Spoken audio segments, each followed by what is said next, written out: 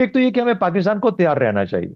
ये मोदी है, ये इंडिया है, इसके बारे में आप कुछ नहीं कह सकते। और पाकिस्तान ये नहीं है कि कभी सो जाता है, लेकिन मुझे शक यूं आज पड़ता है पूरे मुझे। एशिया में एक ही नाम गूंज रहा, भारत। क्योंकि ऑस्ट्रेलिया के एक प्रतिष्ठित थिंक टैंक लोव इंस्टीट्यूट द्वारा जारी एशिया पावर इंडेक्स 2025 में भारत को दिया गया है मेजर पावर यानी कि एशिया की प्रमुख शक्ति का दर्जा। और सबसे मजेदार बात, एशिया के 27 सबसे ताकतवर देशों की सूची में भारत के ऊपर सिर्फ अमेरिका और चीन ही है। यानी कि अमेरिका नंबर 1, चीन नंबर 2 और भारत एक गर्व भरा नंबर कोई 3 पर अगर है। आ भी जाए पाकिस्तान में, तो वो क्या सोच कर आएगा कि पाकिस्तान से उसको क्या मिल सकता है? पाकिस्तान से उसको कुछ भी नहीं मिल सकता।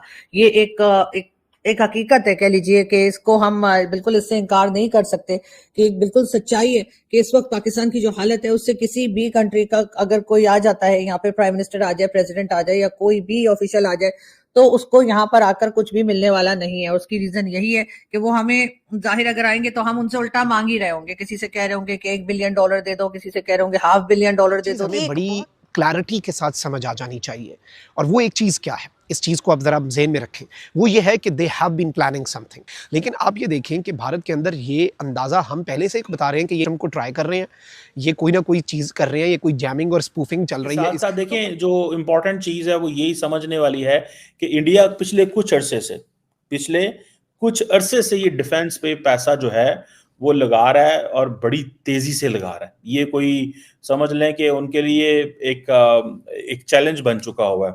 और उसकी वजह यही है कि वो समझते हैं कि अगर हम ये पैसा नहीं लगाते, ठीक है जी, ये मिलिट्री मॉडर्नाइजेशन नहीं करते, तो उनके लिए उनकी एयरफोर्स, नेवी और जो आर्मी है उनके लिए मसले होंगे। पाकिस्तान में ये सब कुछ क्यों नहीं होता? पाकिस्तान में सब कुछ क्यों होगा?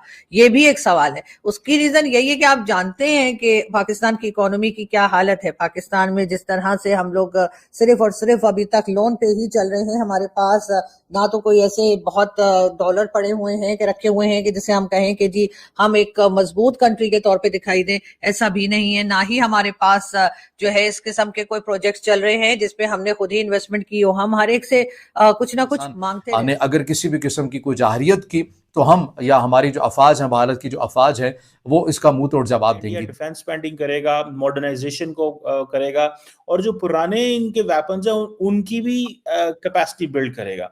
अब देखें, अगर टैंक्स की बात हो रही है तो क्या ये टैंक्स कहाँ चलेंगे? क्या ये टैंक्स माउंटेन्स में चलेंगे? एक सवाल है ना। फॉर एग्जाम्पल, अगर मैं जस्ट आपको एक मिसाल देता हूँ जी, Russian origin T-90 battle tanks जो हैं, जो कि इंडियन आर्मी ऑपरेट करती है, ये कहाँ चलेंगे? जाहिर बात है अगेंस्ट पाकिस्तान चलेंगे। ये कोई उन्होंने LAC, line of actual control पे तो थोड़ी चलाने, पहाड़ों पे थोड़ी चलाने हैं। उधर तो कोई जंग ही डिफरेंट किस्म की होनी है।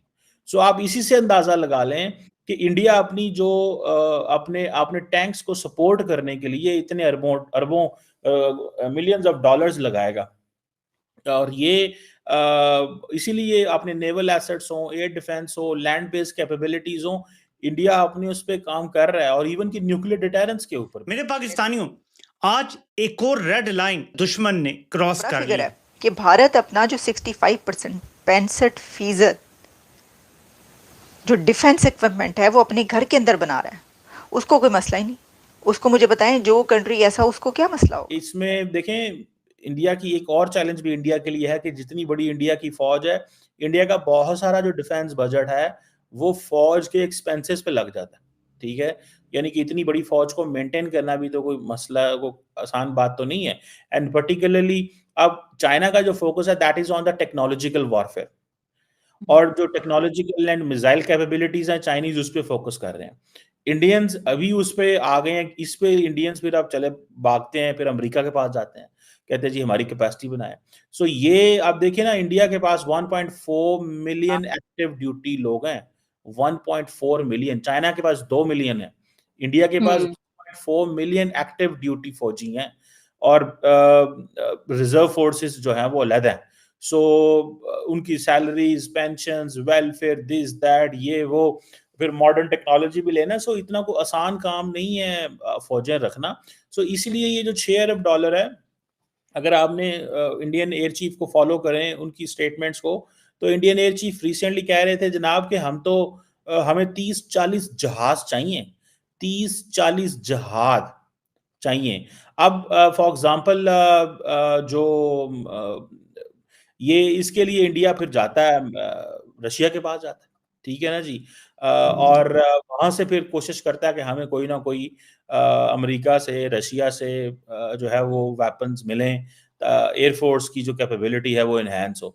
सो ये आप समझ, ये वो आसान काम नहीं है। इंडिया जी जो $6 अरब लगा रहा है, ये बेसिकली उसको एनहांस करना है, अपनी एयरफोर्स को भी एनहांस करना है, और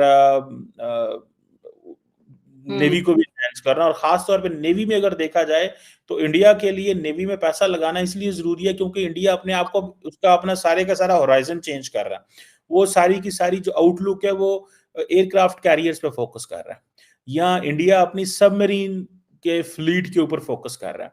फिर इंडिया की एक और चीज है, एक टर्म होती है जिसे आप बोलते हैं नेवल एविएशन, ठीक है। सो ये जो तेजस जेट्स हैं, या रिसेंटली इंडिया को सर्वेलेंस के लिए कुछ चाहिए, तो उसके ऊपर फोकस कर रहा है। तो वो भी एक, अब एयरक्राफ्ट कैरियर्स ही देख लें फॉर एग्जांपल, इंडिया में ख्याल है 2 इनके पास एयरक्राफ्ट है, तीसरे की वो कोशिश कर रहे हैं कि वो, और वो सारी बात है इंडियन ओशन के अंदर वो समझते हैं कि इंडियन ओशन रीजन के अंदर हमारा इन्फ्लुएंस तो होना वो चाहिए। बोलते हुए नहीं, वो नहीं बोल सकते आप। ये नहीं कह सकते कि जी हमारे लोग जो हैं वो सही काम नहीं करते, हमारे लोग जो हैं निकम्मे निखट्टू, उनसे गवर्नमेंट नहीं चल रही, बल्कि गवर्नमेंट उनकी चलाई जा रही है। इकोनॉमी पे कोई काम नहीं किया जा रहा, इसलिए कि आता ही नहीं है। और साथ ही साथ ऐसे लोगों को भी नहीं रखा जाता जिनकी थोड़ी बहुत नॉलेज होती है, जो थोड़ा बहुत काम जानते हैं इकोनॉमी का। उसके बजाय अपनी मर्जी के अपने दोस्त अहबाब रिश्तेदार कोई ना कोई ऐसे जिनके साथ कोई किस्म का फायदा हो रहा हो, या यानी मुल्क का नहीं अपना पर्सनल फायदा हो रहा हो, या किसी ना किसी तरीके के ऐसे लोग जो कहीं से रिलेटिव हो नहीं तो दोस्त हो, उनको ही रखा जाता है, किसी ऐसे को नहीं रखा हम जाता। सिर्फ कॉन्ट्रैक्ट्स को जीत नहीं रहे, हम ये भी कर रहे हैं कि भारत का जो स्ट्रेटेजिक इंटरेस्ट है फॉर द नेक्स्ट 100 ईयर्स वो भी सिक्योर किया जाए। आप सोच के देखिए, कीनिया जैसा कंट्री, उनका प्रेसिडेंट रूतो, उन्होंने रिसेंटली अदानी के साथ जो डील किया था उसको कैंसिल कर दिया। क्यों? क्योंकि वेस्ट ने प्रेशर किया कि अदानी के कॉन्ट्रैक्ट्स जहां जहां पर है उनको कैंसिल किया जाए। कंसर्न बोल दिया करप्शन का। चलिए, आप प्रूव कर पाए? नॉट एट ऑल, क्योंकि वेस्ट को लगता है हमें प्रूफ देने की जरूरत नहीं है, हमने जो बोल दिया वो सत्य वचन है। और भाई अगर सत्य वचन था तो हिंडनबर्ग को अपनी दुकान बंद करके भागना क्यों पड़ा जब हमने बोला हम इसको इन्वेस्टिगेट करवाएंगे? इन्होंने शॉर्ट सेलिंग करी है, भाग गया वो, राहुल गांधी की तरह। यानी कि अब ये प्रिवेंट करना चाहते हैं कि भारत का जो स्ट्रेटेजिक जो कंट्रोल हम क्रिएट कर रहे हैं पूरी दुनिया में, इसको वो प्रिवेंट करना चाहते हैं कि हमारा कंट्रोल ना बढ़ जाए।